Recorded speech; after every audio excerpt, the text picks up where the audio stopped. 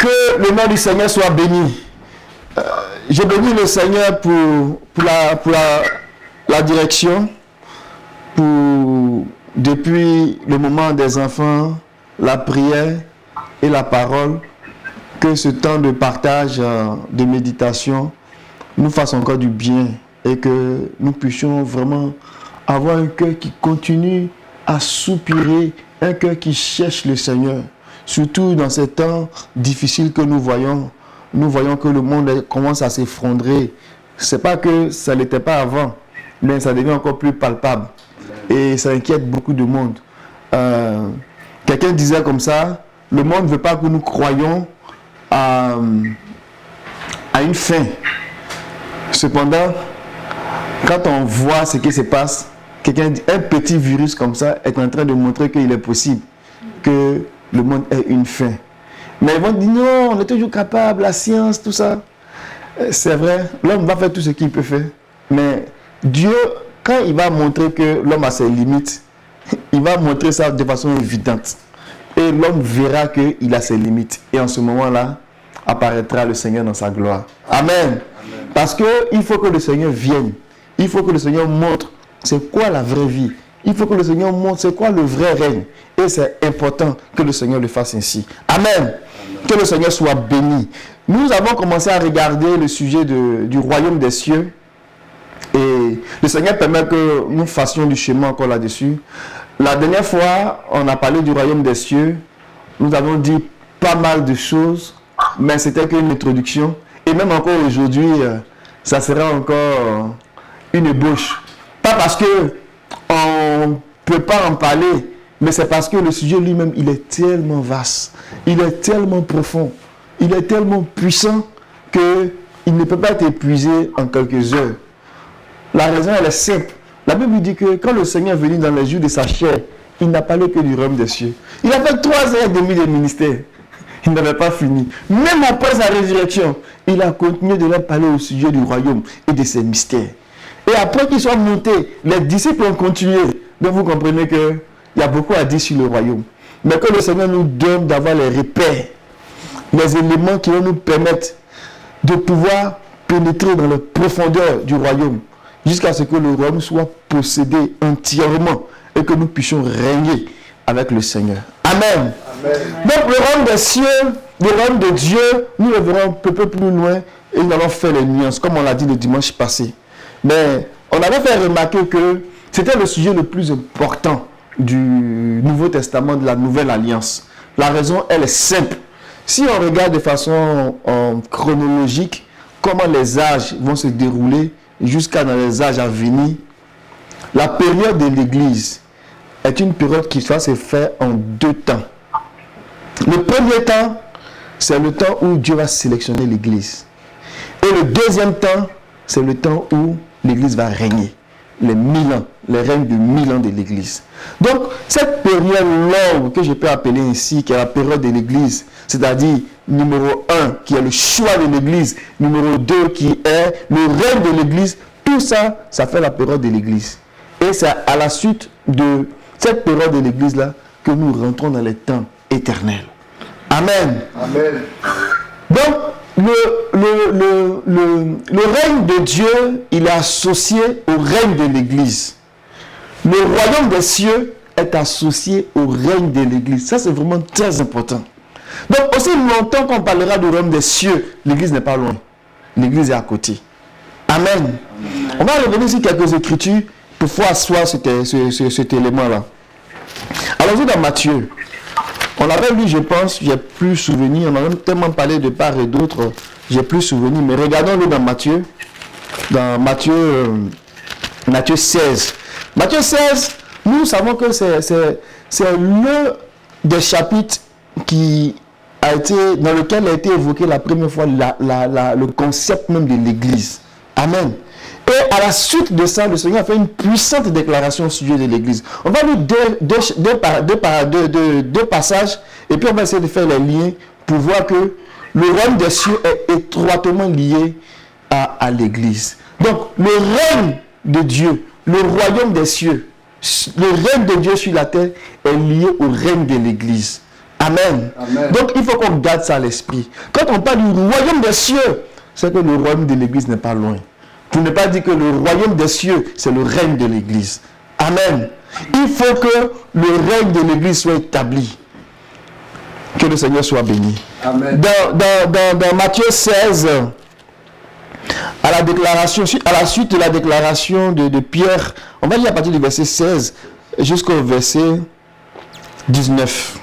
On va demander à notre frère Amen. Il a quand même me prêter sa voix. Amen. Amen. Simon Pierre répondit, tu es le Christ, le Fils du Dieu vivant. Verset 17. Jésus, reprenant la parole, lui dit, tu es heureux, Simon, fils de Jonas, car ce ne sont pas la chair et le sang qui t'ont révélé cela, mais c'est mon Père qui est dans les cieux. Et moi, je te dis que tu es Pierre, et que sur cette pierre, je bâtirai mon église, et que les portes du séjour des morts ne prévaudront point contre elle. Verset 19. Je te donnerai les clés du royaume des cieux. Ce que tu lieras sur la terre sera lié dans les cieux, et ce que tu délieras sur la terre sera délié dans les cieux. Amen. On va le reprendre encore, verset 18, verset 19.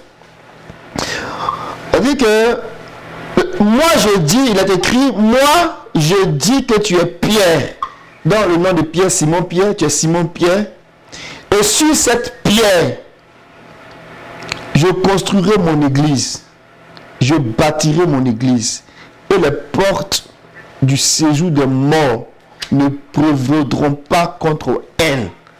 On a eu à l'expliquer de plusieurs manières et de plusieurs façons et à plusieurs reprises. Donc, on ne va pas revenir sur toutes ces explications-là. Mais c'est Pierre qui a fait la déclaration. Donc, la déclaration que Pierre a faite, c'est une révélation. Et la révélation de Pierre, c'était de reconnaître que Jésus, le Fils de Dieu, c'est lui qui est le Christ. Amen. Amen. Donc, sur la base de cette révélation, de cette déclaration de Pierre, le Seigneur lui dit, je bâtirai mon église sur la base de cette révélation-là. Donc, la maison que Dieu va bâtir, le temple que Dieu va bâtir, l'église que Dieu va bâtir, le royaume que Dieu va bâtir, va se fonder sur cette déclaration-là. Mais, il parle de cette déclaration, il parle de cette maison qu'il bâtit, mais il fait un lien avec la mort. C'est vraiment important. Il dit, les portes de l'enfer ne prévaudront pas contre elle. Donc, quand on parle de l'église, là, la mort n'est pas loin. Dans le sens que l'église va venir régler le problème de la mort. Ça, il faut qu'on garde ça à l'esprit. On a dit que la mort a régné. La mort a régné par quoi? Par le péché. On va régler la question du péché tantôt. Il y a un lien. Quand on parle de justice, par exemple, il y a un lien entre la justice et le péché. Donc la mort, le péché, mais quand le Seigneur vient avec la vie, il vient avec la justice. Amen. Donc la justice va combattre le péché. Amen. Amen. Amen. On va regarder ça tantôt. Pour on va comprendre pourquoi est-ce que la justice intervient dans le royaume, dans le règne. Donc je donne ces éléments-là pour que vous puissiez me suivre. Donc le Seigneur dit, il bâtit son église. Ça c'est une chose. Mais sur la base de la révélation que Pierre a dite, à savoir qu'il est le Fils de Dieu, le Christ. Ça on a compris ça. Amen. Mais il dit que cette église qu'il va bâtir là, elle va détruire la mort. La mort n'aura pas de pouvoir sur elle. Or, on a vu que la mort a des expressions. Elle s'exprime tantôt par la faim, la famine, tantôt par la bête, la domination des royaumes, les mauvais esprits. Tantôt, elle s'exprime aussi par la peste, ce sont les maladies. Et elle s'exprime aussi par l'épée. Et aujourd'hui, on peut se rendre compte qu'avec le coronavirus, Covid-19, là, c'est une expression de la mort. C'est vraiment une expression de la mort. Mais le Seigneur a fait la promesse. Il dit, l'église qu'il va bâtir va vaincre la mort. La mort n'aura pas le dessus sur son église. Amen. Amen. Donc, si quelque chose peut arrêter la mort dans sa progression, peut renverser le processus de la mort, c'est l'église. C'est merveilleux. Dieu a donné ça à l'église. Mais de quelle manière? Le verset 19. Il dit, je te donnerai les clés du royaume des cieux. Amen. Mais c'est quoi, quel est le lien? Le lien entre l'église et le royaume des cieux, c'est que quand le Seigneur dit je bâtis mon église, j'établis mon règne sur la terre. J'établis le règne des cieux sur la terre par le moyen de l'église. C'est au travers de l'église qu'il va établir son règne sur la terre. Donc il dit à l'église, il dit à Pierre, qui est membre de l'église, je te donne, parce que tu as eu la révélation, parce que tu as vu, parce que tu as compris, je te donne les clés. Je te donne accès au règne. Comment régner sur la mort. Je te donne accès à comment arrêter la mort dans sa progression. Je te donne les clés. Amen. Amen. Et il dit, ce que tu lieras sur la terre sera lié dans les cieux. Et ce que tu délieras sera délié. C'est étonnant. Parce qu'il commence à dire que ce que tu feras sur la terre, ça sera fait dans le ciel. C'est étonnant dans le sens que c'est le supérieur qui bénit l'inférieur. Mais comment se fait-il que ce qu'il fait sur la terre sera fait dans le ciel? Mais ce n'est pas n'importe quelle terre. C'est une terre qui a reçu quelque chose. C'est une terre qui est rentrée dans un autre niveau. Donc qui est en accord avec le ciel. Donc quand cette terre-là va dire quelque chose, le ciel va approuver. Amen. Amen. Donc, quand on lit ça comme ça, on se rend compte que le Seigneur a permis que, sur la base de cette révélation-là, ses enfants rentrent dans un règne. Amen. Et ce règne-là, on va le regarder encore dans Matthieu. On va dire dans Matthieu 18. Matthieu 18, on va lire à partir du verset. On avait déjà à partir du verset 15. Jusqu'au verset 18. Si ton frère a péché, va et réponds-le entre toi et lui seul. S'il t'écoute, tu as gagné ton frère. Amen. Mais s'il ne t'écoute pas, prends avec toi une ou deux personnes afin que toute l'affaire se règle sur la déclaration de 2 ou de 3 témoins. S'il refuse de les écouter, dis-le à l'Église, et s'il refuse aussi d'écouter l'Église, qu'il soit pour toi comme un païen et un publicain. Verset 18. Je vous le dis en vérité, tout ce que vous lirez sur la terre sera lié dans le ciel, et tout ce que vous délirez sur la terre sera délié dans le ciel. Amen. Que le Seigneur soit béni. Amen. On va pour le verset 18 de Matthieu 18. C'est le même verset. C'est le même esprit de Matthieu 16, verset 19. Amen.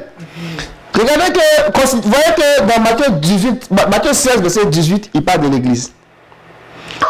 Et quand il finit de parler de l'église, il dit, je te donnerai accès au royaume des cieux. C'est un lien avec l'église. Amen. Donc, parce qu'il bâtit son église, parce qu'il établit son église, ça suppose qu'il est désormais possible d'avoir accès au royaume des cieux. Amen. Donc, l'église est la porte du ciel. Amen. Amen. Amen. L'église est la porte d'accès au règne de Dieu.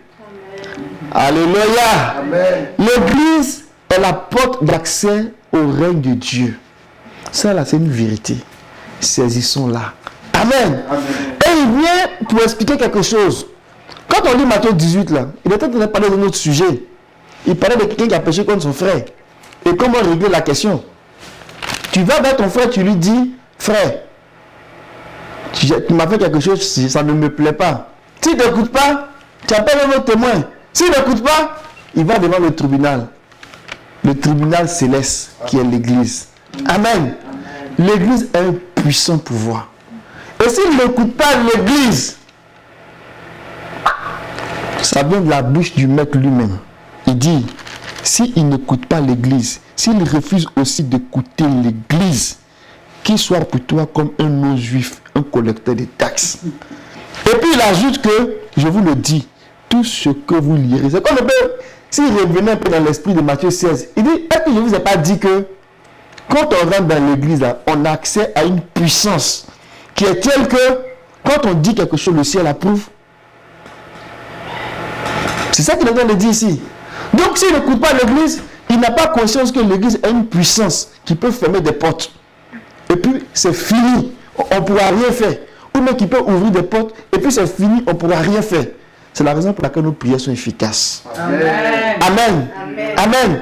L'église peut ouvrir des portes que personne ne peut fermer. Amen. Et l'église peut fermer des portes que personne ne peut ouvrir. C'est un grand pouvoir que Dieu donne à l'église. Donc en bâtissant son église là, si Dieu ne nous donne pas ce pouvoir là, il est impossible de vaincre la mort. Il est vraiment impossible de vaincre la mort, de vaincre le péché. Ça nous prend une puissance qui vient du ciel. Amen. Amen. Donc le royaume des cieux là, c'est le règne du ciel sur la terre, au travers de l'église.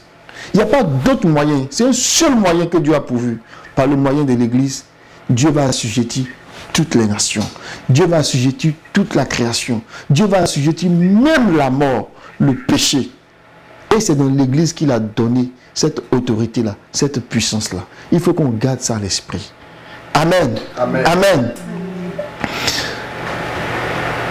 Quand on regarde ça de même, on se dit, mais comment ça vient à nous? Comment on arrive à saisir ces réalités-là? On va lire quelques versets encore. On avait lu dans Éphésiens. Éphésiens chapitre 2.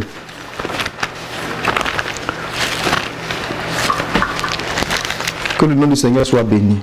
Amen.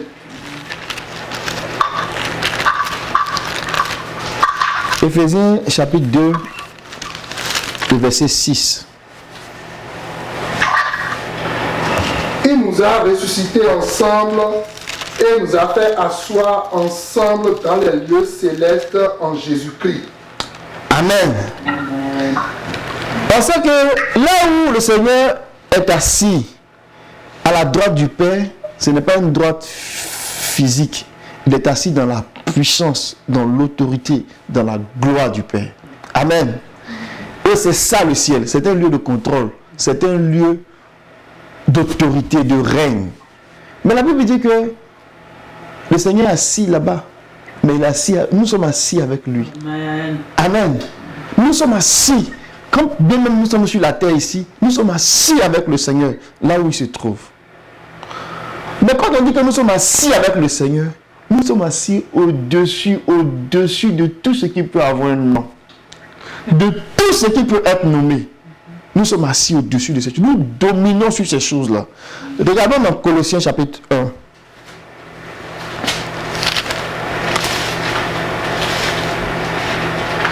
Verset 13.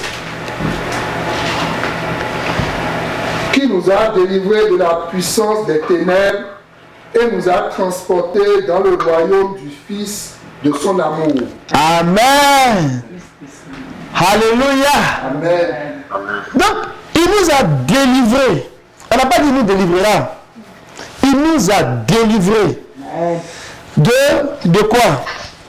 De l'autorité des ténèbres, de la puissance des ténèbres. Et qu'est-ce qu'il a fait? Il nous a transportés dans le royaume de son amour. Alléluia. Fils de son amour. Dans le royaume du Fils de son amour. Nous sommes dans le royaume. Alléluia. Amen. Nous sommes assis dans les cieux et nous sommes dans le royaume. Nous avons accès au royaume et nous sommes dans le royaume. Amen. Amen. Amen. Allons-y dans 1 Corinthiens.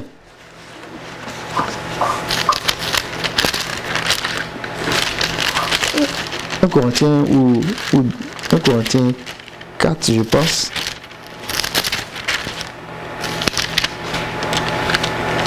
Moi, c'est 2 Corinthiens 4. Excusez-moi, je me perds un peu. Alléluia. Amen.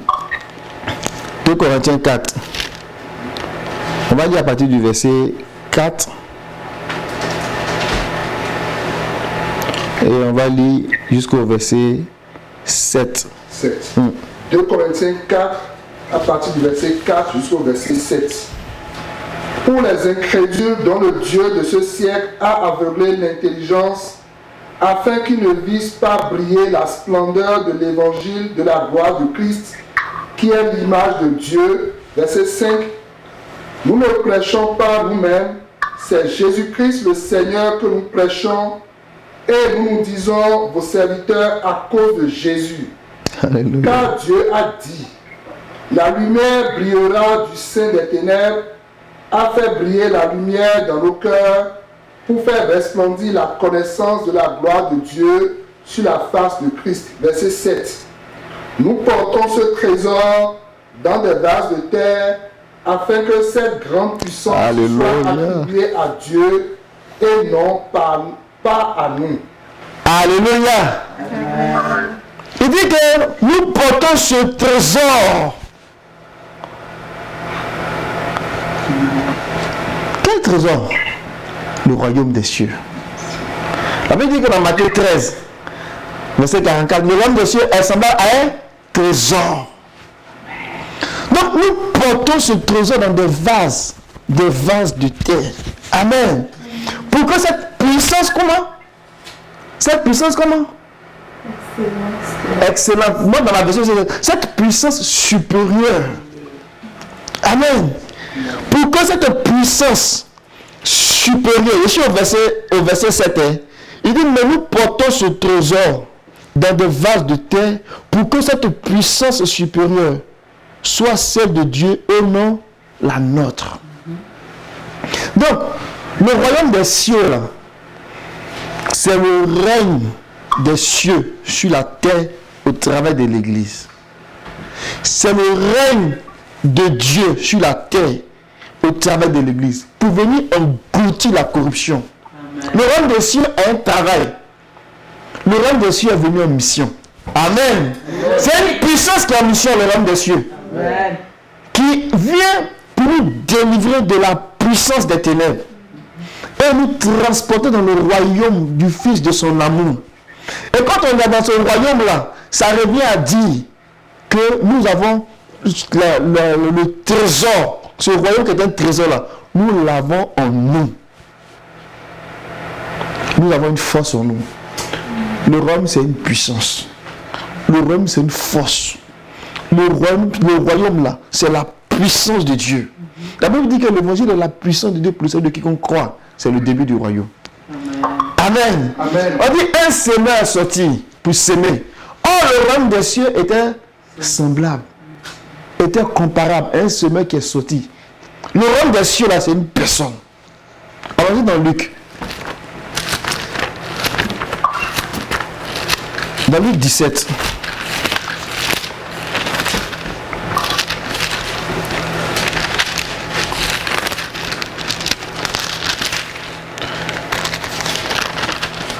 Le verset, on va commencer à partir peut-être du verset 20 jusqu'au verset 21. Okay. Luc 17, verset 20. Les pharisiens demandèrent à Jésus quand viendrait le royaume de Dieu. Il leur répondit, le royaume de Dieu ne vient pas de manière à frapper les regards. On ne dira point il est ici ou il est là, car voici, le royaume de Dieu est au milieu de vous.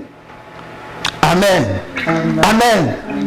J'ai envie de dire que il a dit le Saint-Esprit est avec vous, le consolateur est avec vous. Et il sera un. Alléluia. Amen. Le royaume de Dieu, le royaume des cieux est au milieu de vous. Il parlait de lui-même. Il n'est pas loin. N'allez pas le chercher ailleurs. Regardez un peu. Allons-y dans Matthieu 24, vous allez voir. Vous allez voir la similitude. Dans Matthieu 24. On dit que quand on parle du Christ, regardez le verset 23. Si quelqu'un vous dit alors le Christ est ici ou il est là, ne le croyez pas. Amen. Quand on vous dira le royaume des cieux est ici, il est là, ne le croyez pas. Il est là au milieu de vous. Il parlait de lui-même. Mais quand il parlait du consolateur, il parlait encore de lui. Il est au milieu de vous, mais il sera en vous. Le royaume des cieux, c'est la personne du Seigneur. C'est Christ. Alléluia. Amen. Le royaume des cieux, c'est Christ. Mais Christ, dans sa manifestation, là, il exprime la puissance. Et Et il est au milieu de vous et il sera en vous. Et les gens cherchaient à voir ça avec leurs yeux. Donc quand le Seigneur parlait du royaume des cieux, ils étaient tellement émerveillés. Ils ont pensé qu'il allait venir tout de suite avec son armée et puis bâtir son royaume. Mais c'était pas comme ça que le Seigneur voyait les choses. Amen. Amen. On va lire encore dans Luc 19. Pour enlever cette perception-là que les disciples avaient en ce moment-là. Parce que vraiment, quand il en parlait, les gens s'imaginaient que le royaume allait venir s'établir avec des soldats, une armée. Mais le Seigneur a enlevé cette perception-là de l'esprit. Amen.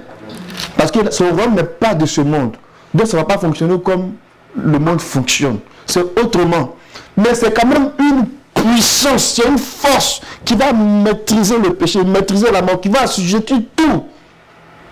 Parce que c'est sa mission. Il dit qu'il faut qu'il vienne et qu'il règne. Amen. Et quand il va finir de régner, il va remettre maintenant le royaume à celui qui règne au-dessus de tout. Amen. Amen. Regardez Matthieu, Luc 19.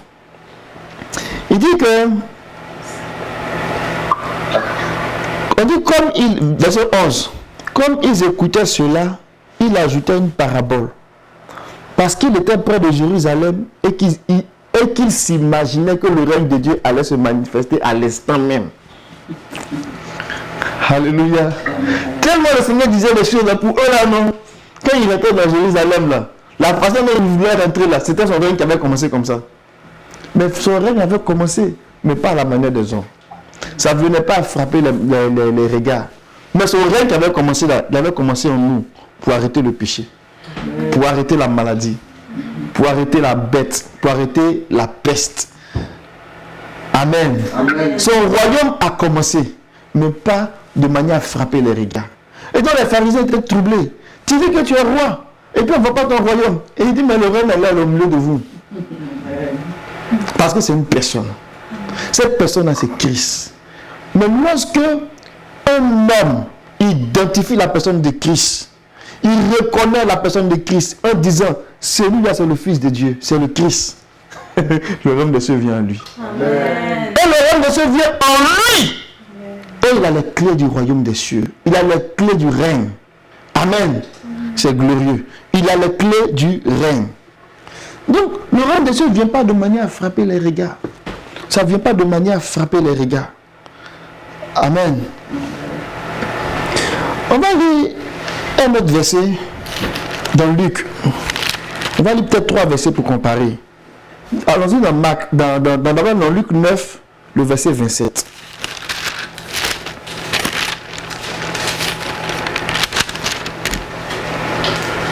Je vous le dis en vérité, quelques-uns de ceux qui sont ici ne mourront point qu'ils n'aient vu le royaume de Dieu. Alléluia. Ah, ça donne à réfléchir. Quelques-uns de ceux qui sont ici ne mourront pas qu'ils aient vu le royaume des cieux, le royaume de Dieu. Mais ça m'amène à réfléchir. Et on va réfléchir ensemble. Amen. Amen. Mais que l'Esprit soit notre réflexion. Amen. Que l'Esprit nous donne le bon sens. Que l'Esprit nous donne la sagesse. Amen. Amen. La Bible dit que le Seigneur dit que le royaume des cieux ne viendra pas à frapper les regards. On est d'accord avec ça, non? Oui. Donc ça veut dire qu'on ne peut pas le voir physiquement. Mais dans Luc 9, verset 27, le Seigneur dit que quelques-uns de ceux qui sont ici ne mourront pas. Qui n'a vu le royaume de Dieu. Qui n'a vu le royaume de? Alléluia. Qu'est-ce que ça veut dire? On va lire d'autres versets. Allons-y dans Matthieu 16. Matthieu 16, verset 28. Je vous le dis en vérité, quelques-uns de ceux qui sont ici ne mourront point qu'ils n'aient vu le Fils de l'homme venir dans son règne. Alléluia. Alléluia. Amen. C'est le même esprit, hein? Mais dépendamment de qui a écrit, il a été inspiré autrement. Donc, il dit que quelques-uns de ceux qui sont ici ne mourront pas jusqu'à ce qu'ils aient vu le Fils de Dieu venir dans son règne. Bon, ça donne encore à réfléchir. Pourquoi ça donne à réfléchir? Regardez, considérons le premier verset qu'on a lu, Luc. Tu peux le relire encore s'il te plaît, mon frère. Luc 9, 27. Il y a dit dans ma version ici, il y a une expression là qui me plaît bien. Et je vous le dis, en vérité, quelques-uns de ceux qui se tiennent ici. Donc, il parlait à ses disciples. Et puis, il dit quelques-uns de ceux qui se tiennent ici. Donc, il parlait à des gens qui vivaient dans la chair, vrai. Il dit, ils ne goûteront pas à la mort. Amen. Avant d'avoir vu le règne de Dieu. Amen. En fait, j'ai envie de crier quoi. Ils ne goûteront pas à la mort là. Les gens ont dit que, en fait, la mort là c'est déjà fini même. Il avait déjà fini avec la mort. Si ils devaient mourir, c'est comme s'ils allaient dormir. Donc, ils n'allaient pas bien manger la mort parce qu'ils n'allaient pas mourir pour de bon. Ça serait juste pour dormir. Donc, il dit, ils ne goûteront pas à la mort. Donc, goûter à la mort là, c'est aller dormir. Donc, quelques-uns de ceux qui sont ici ne vont pas goûter à la mort. Parce qu'il y a quelque chose qui est merveilleux. Ne pas goûter à la mort là, c'est encore plus glorieux. Oui. Nous ne mourrons pas tous. Amen. Mais il a dit quelques-uns de ceux qui sont ici vont aller dormir. Ils ne dormiront pas sans avoir vu le royaume de Dieu venir. Amen. Amen. Et Matthieu lui dit que sans avoir vu le Fils de Dieu venir dans son règne. Quand on lit Matthieu, on pense que même c'est l'établissement même du royaume. Quand on lit Luc, si quelques-uns de ceux qui sont là ne mourront pas, on sait qu'ils sont morts. Et puis aujourd'hui, on va en 2000. Donc, en ce moment-là, qu'est-ce qui s'est passé? Est-ce qu'ils ont vraiment vu le royaume? Est-ce que ces quelques-uns vivent encore? Nous savons que eux tous ils sont morts. Amen. Amen. Donc, ça veut dire qu'ils ont vu le royaume. Amen. Et ils l'ont vu dans sa puissance. Et de quelle manière ils ont vu? Allons-y maintenant dans Marc 9.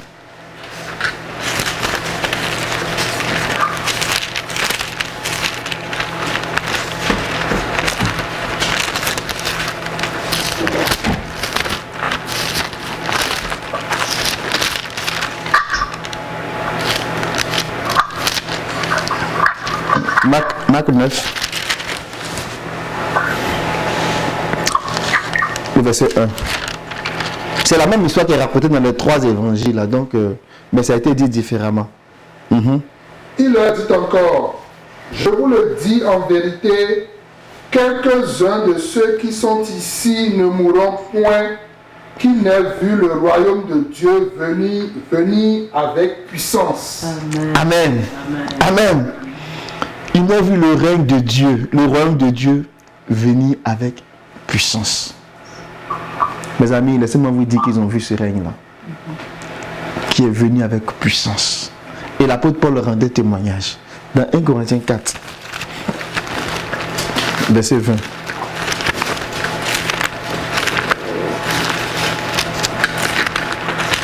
Car le royaume de Dieu ne consiste pas en paroles, mais en puissance. Amen. Amen. Amen. Donc, ils ont vu le royaume venir avec puissance. Il a dit que le Seigneur a dit dans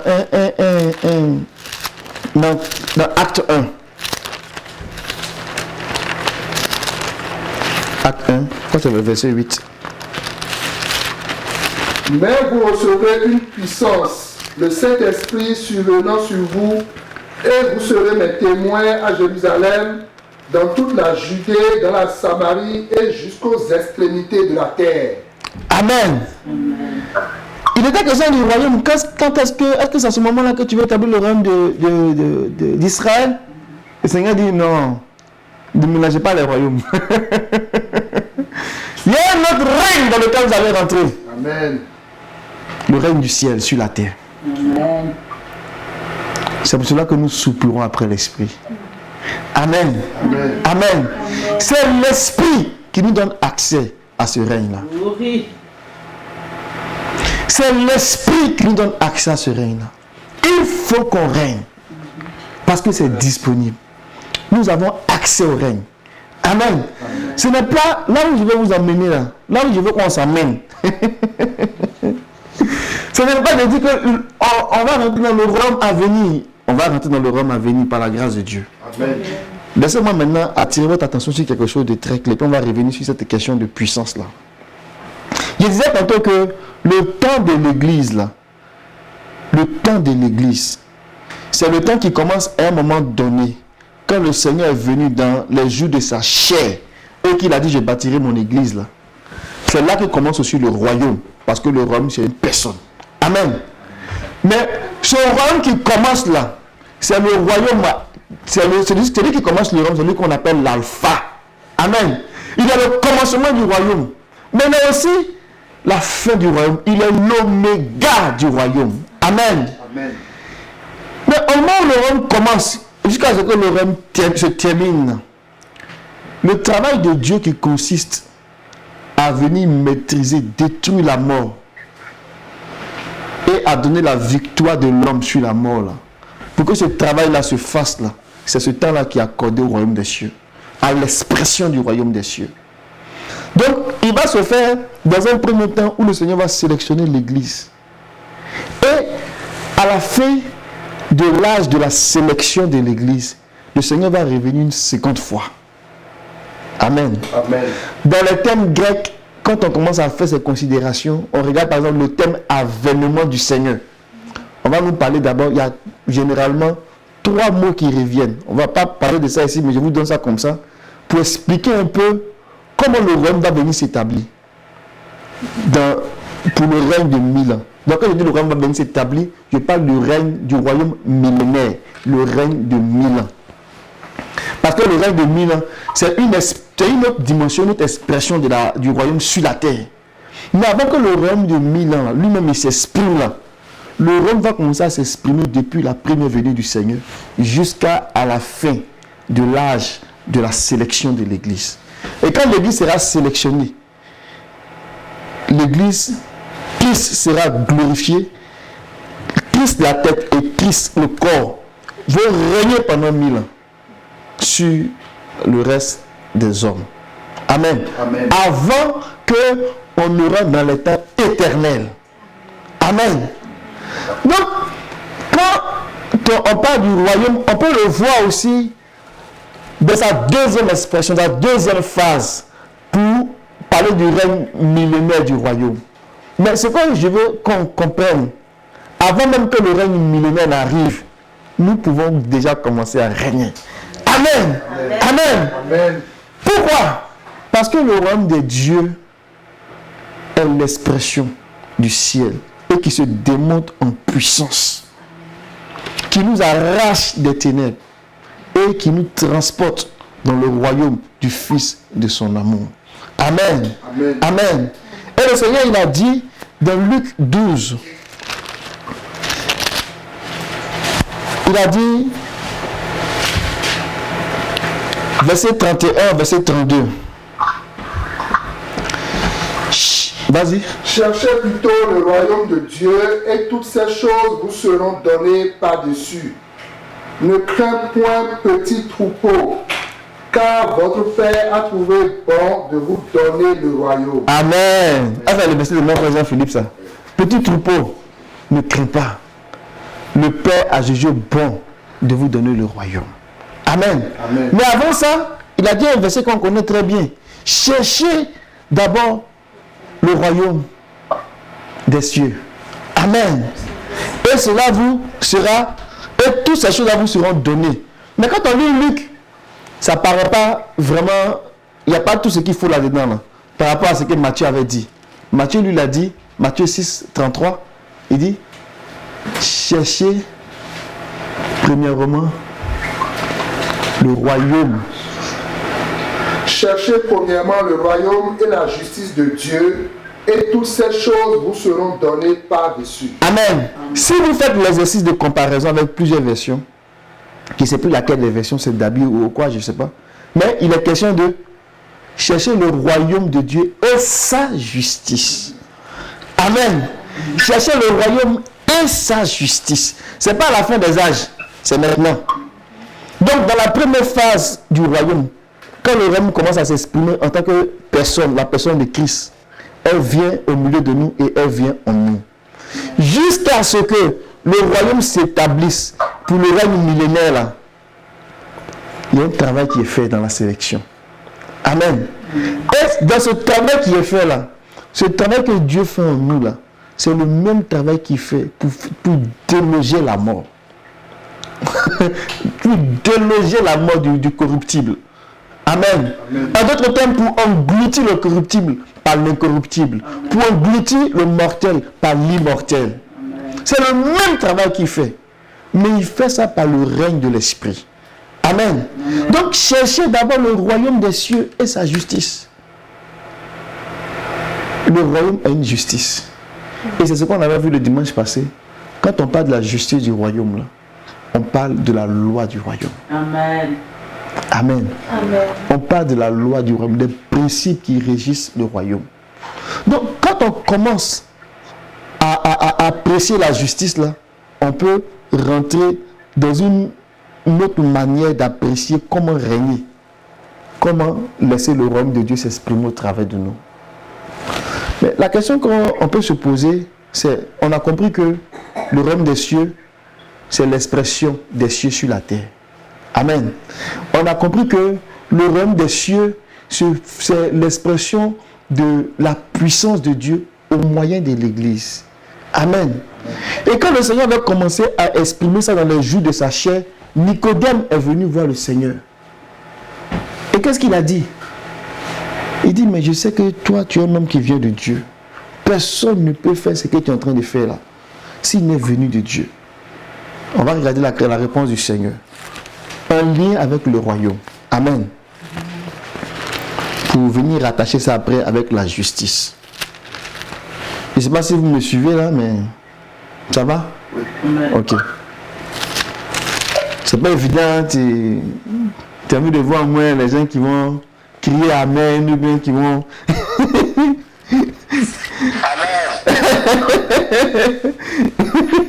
Donc tu te demandes si tu les perds, s'ils comprennent, mais l'esprit travaille. Amen. Alléluia. Que le Seigneur règne. Amen. Qu'il règne. On va lire de Jean 3, du verset 1 au verset 5. Mais il y eut un homme d'entre les pharisiens nommé Nicodème, un chef des Juifs, qui vint lui auprès de Jésus de nuit et lui dit: Rabbi, nous savons que tu es un docteur venu de Dieu, car personne ne peut faire ces miracles que tu fais si Dieu n'est avec lui. Verset 3. Jésus lui répondit: en vérité, je te le dis, si un homme ne naît de nouveau, il ne peut voir le royaume de Dieu. Amen. Tu peux continuer? Verset 4. Nicodème lui dit: comment un homme peut-il naître quand il est vieux? Peut-il rentrer dans le sein de sa mère et naître? Jésus répondit: en vérité, je te le dis, si un homme ne naît d'eau et d'esprit, il ne peut entrer dans le royaume de Dieu. Amen. Que le Seigneur soit béni. Ça là, on connaît ce verset là. On connaît ce passage là. On l'a lu, on l'a relu quand on est fatigué. On sait que ça parle de la nouvelle naissance. Amen. Mais je voulais utiliser ça pour nous expliquer encore cette question du règne de Dieu, du royaume des cieux. Nicodème a posé une question cruciale parce qu'il voyait le Seigneur aller. Il voyait le Seigneur se manifester. Il voyait le Seigneur exprimer la vie, guérir les malades. La Bible dit que partout il partait pour annoncer la bonne nouvelle du royaume. Il guérissait les malades. Il guérissait toute infirmité. Parce que c'est le règne de Dieu. Le règne de Dieu ne peut pas passer quelque part. Et puis la mort va continuer de régner. Ce n'est pas possible. Amen. Le règne de Dieu ne peut pas s'exprimer quelque part. Et puis le péché va continuer à régner comme s'il n'y a rien. Ce n'est pas possible. Donc quand il passait, la Bible dit qu'il annonçait la bonne nouvelle du royaume. Et il guérissait toute infirmité. Il guérissait toute maladie. On venait avec les gens malades, tout ça, il les guérissait. Pourquoi? Parce que c'est le royaume qui s'exprime. C'est le règne de Dieu qui s'exprime. Et dans cette expression-là, il vient pour déloger la puissance de la mort. Amen. Amen. Et Nicodème dit, mais comment tu fais? Il dit à Nicodème, Nicodème, il faut que tu naisses de nouveau. Parce que, verset 3, il dit, Amen, Amen, je le dis, si quelqu'un ne naît pas de nouveau, il ne peut voir le royaume de Dieu, le royaume des cieux.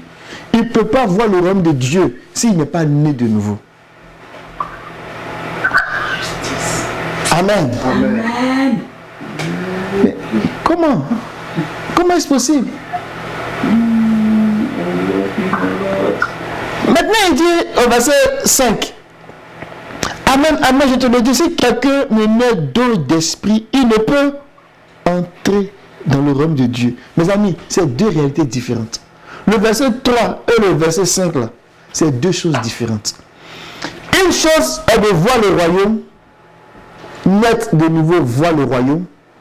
Une chose est de naître d'eau et d'esprit et entrer dans le royaume. Maintenant, lorsque je dis que le royaume va s'établir là, le millénaire là, du royaume, le royaume millénaire là, quand ça va s'établir là, on va rentrer. On va rentrer. Mais ça là, c'est à venir. Mais il faut voir le royaume dans sa puissance. C'est que Nicodème veut voir là. Il dit, tu ne peux pas voir le royaume si tu n'es de nouveau. Quand on a dit que dans Marc, quand on a lu Marc 9, quelques-uns de ceux qui sont ici ne feraient pas quoi? Ne goûteront pas à la mort avant d'avoir vu le règne de Dieu avec puissance. Il va faire comme mon frère Mémel. Le mot voix ici là, c'est ido, en grec, ido. C'est le même voix qui est associé à Jean 3, verset 3. Donc, ce que nous faisons aujourd'hui par rapport au royaume là, on ne peut pas rentrer dedans de façon pleine et totale maintenant. Mais on peut le voir. Et le voir ici, là, quand on regarde la définition de Strong, voir, ça veut dire comprendre. Voir, ça veut dire expérimenter. Voir, ça veut dire vivre. Ça veut dire regarder dans tous les sens. Expérimenter le royaume. Amen. Au royaume. On va lire quelques versets pour que ça soit clair. Dans 1 Timothée, chapitre 4. D'abord, lisons 2 Pierre 1, verset 11. Parce que d'une certaine façon, on peut dire qu'on est rentré dans le royaume parce qu'on voit les miracles, tout ça. C'est peut-être une façon de parler. Mais le fait de dire rentrer même dans le royaume, là, il y a un temps qui est fixé pour ça. C'est pour cela que quand on regarde le thème, et je m'étais perdu un peu quand je parlais de ça, ou du moins je l'avais mis de côté en veilleuse là, quand je parlais des événements qui tournent autour de l'établissement du royaume avec les thèmes grecs là, on a le thème apparition, on a le thème avènement. C'est beaucoup plus simple avec les thèmes grecs. On a la parousia, qui veut dire la venue cachée. On a l'épiphania, qui veut dire l'apparition, qui veut dire la manifestation. On a la basilia, qui veut dire l'établissement du royaume. Amen. Donc ces nuances-là viennent expliquer un peu qu'autour de la seconde venue du Seigneur, là, il y aura une atmosphère de parousia. L'esprit qui est là, mais il est caché, on ne le voit pas. Après, il y aura une atmosphère de révélation, de manifestation. Ça sera l'épiphania. Après, il y aura une manifestation d'établissement qu'on appelle la basilia, le règne des 1000 ans.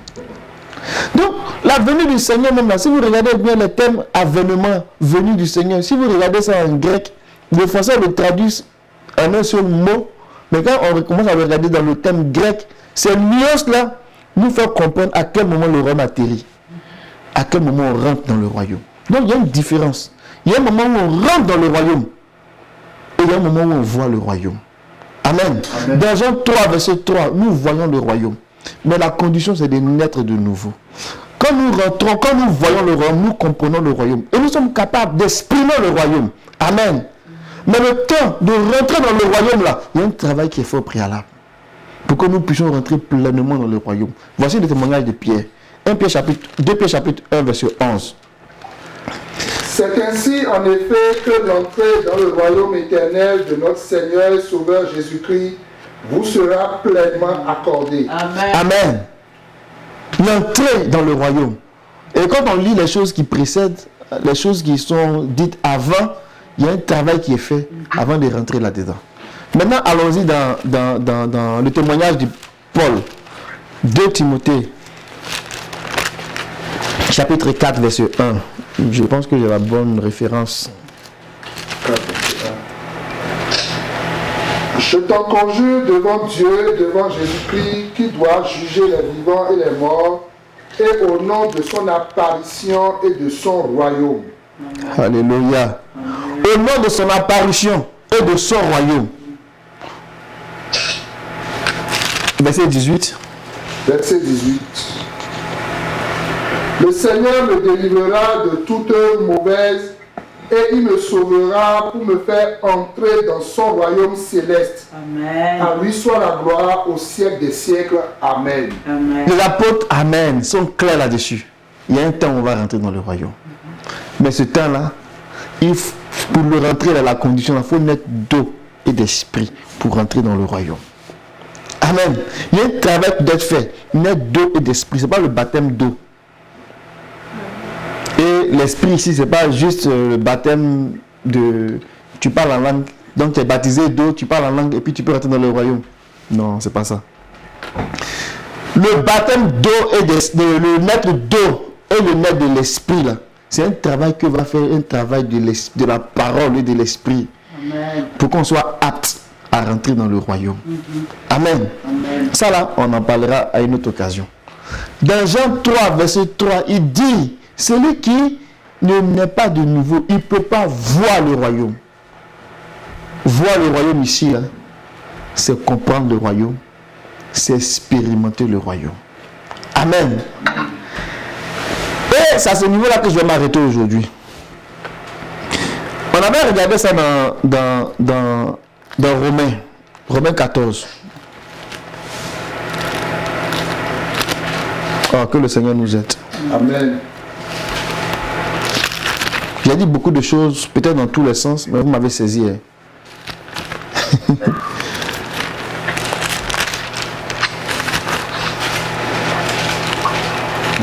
Quand le frère Jean-Philippe dirigeait tantôt, il a dit que ton nom soit sanctifié, que ton règne vienne.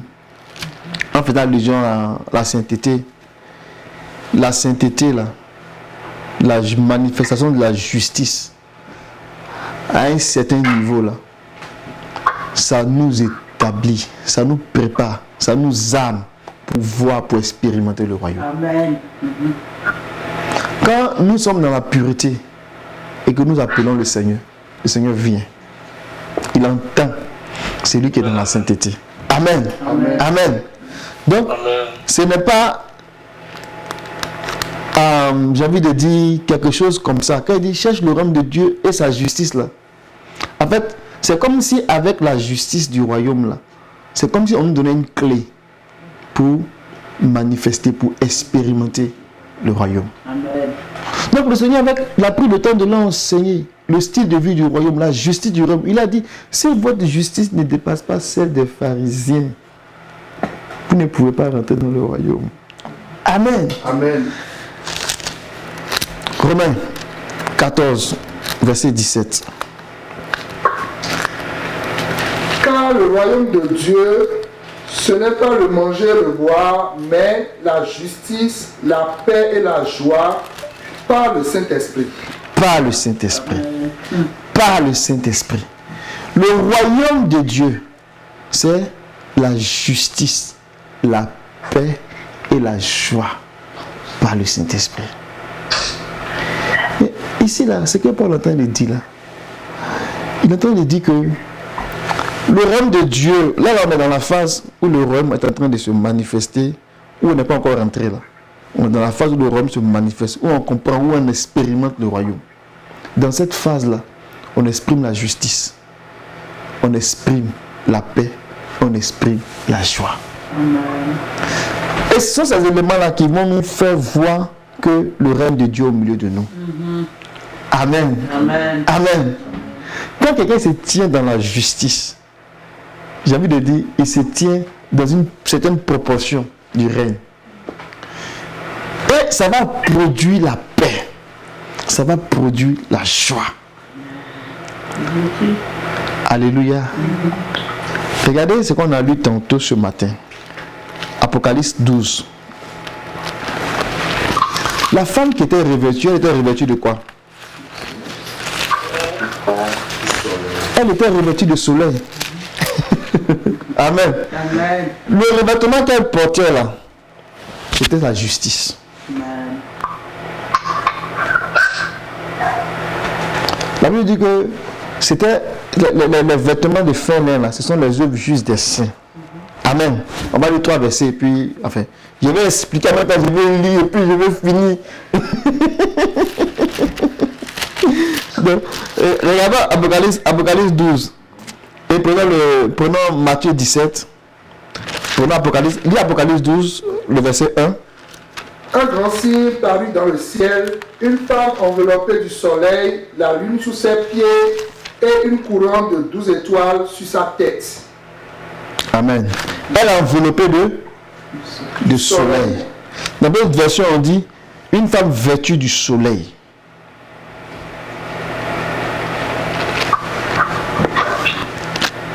Ici, l'éclat du soleil, là, la lumière du soleil, là, ça vient montrer la lumière, la blancheur de son habit. Allons-y dans Matthieu 12. Matthieu 17, lors de la transfiguration.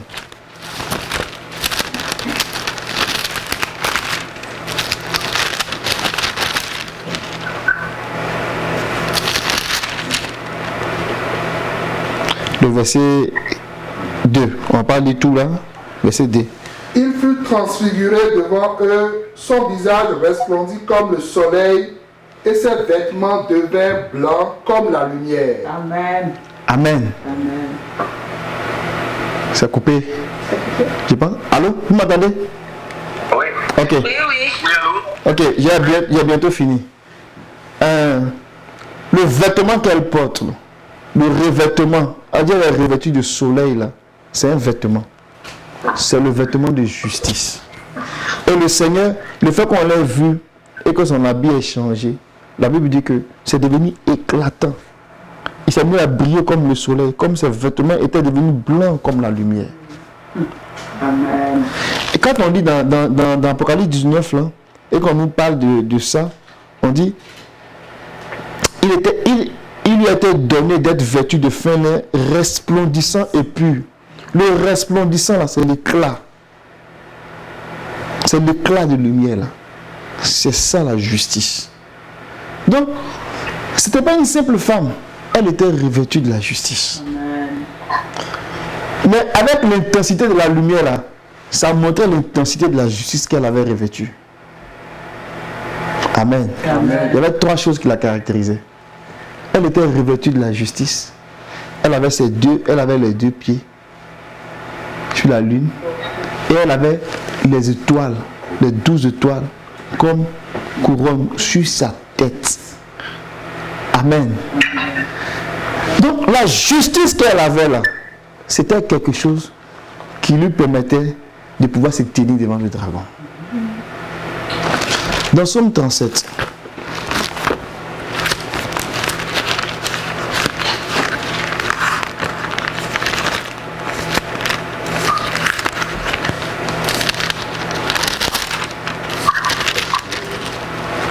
Verset 6. Psaume 37, verset 6. Il fera paraître ta justice comme la lumière et ton droit comme le soleil à son midi. Amen. La justice là, c'est la lumière. Amen. Amen. Et la justice travaille en étroite collaboration avec la droiture. Elles sont sœurs même. Alors que la justice nous amène à respecter les choses de Dieu, à respecter Dieu. Dans Deutéronome 6, verset 25, il dit Quand vous allez obéir à la loi de l'Éternel, ça sera pour vous votre justice. La justice nous établit en harmonie avec Dieu. Et la droiture nous établit en harmonie avec les hommes. Est-ce que vous voyez les liens? Ok. Les 10 commandements, on avait vu la dernière fois. Les 2 tablettes. Il y a une tablette qui est pour Dieu. Il y a une tablette qui est pour les hommes. Aime Dieu et aime ton prochain. Ces 2 éléments-là, ça appartient à la justice. Et ça exprime en même temps l'amour. Et le Seigneur dit à Abraham, il dit, alors que tu t'en vas pour devenir une grande nation, moi je t'ai choisi pour que tu enseignes à tes enfants, de génération en génération, ces 2 choses, la justice et la droiture. Amen. On peut lire ça dans Genèse 18.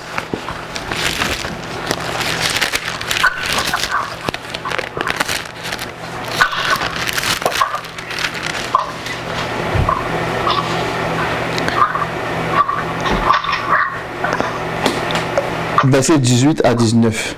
Alors que Abraham va devenir une grande nation. C'était une promesse. Il dit, je ferai de toi une grande nation.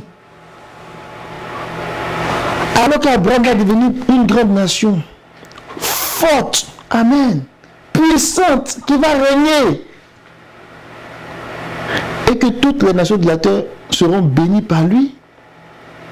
Verset 19. Car je l'ai distingué afin qu'il ordonne à ses fils et à toute sa maison après lui de garder la voie du Seigneur en agissant selon la justice et l'équité. Ainsi, le Seigneur fera venir sur Abraham ce qu'il a dit à son sujet. Amen. Amen. Amen. Nous devons être revêtus de justice. Nous devons être revêtus de lumière. Amen.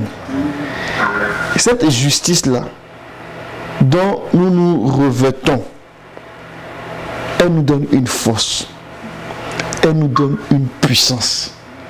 Amen. Elle nous donne un éclat pour venir détruire le péché. Amen. C'est là qu'on trouve les racines de la sainteté. Quand Dieu dit soyez saints là, sans d'autres termes là, soyez justes. Amen. Et quand les racines de la sainteté là sont établies, c'est comme si on venait mettre un médicament ou bien quelque chose pour détruire le péché. Mais si on est arrivé à détruire le péché, on n'est pas loin de détruire la mort. Amen. Parce que c'est par le péché que la mort règne. Or, notre objectif, c'est de détruire la mort. Donc, on ne peut pas pécher, puis on va dire non, ça va aller, la mort sera détruite. Non, ils travaillent ensemble. La mort règne par le péché. Et de la même façon que la mort règne par le péché, le Seigneur, la vie qu'il donne, là, ça règne par la justice. Amen. Amen. Donc, si on pouvait faire un tableau, on a la mort, on a le péché, on a la vie éternelle, on a la justice.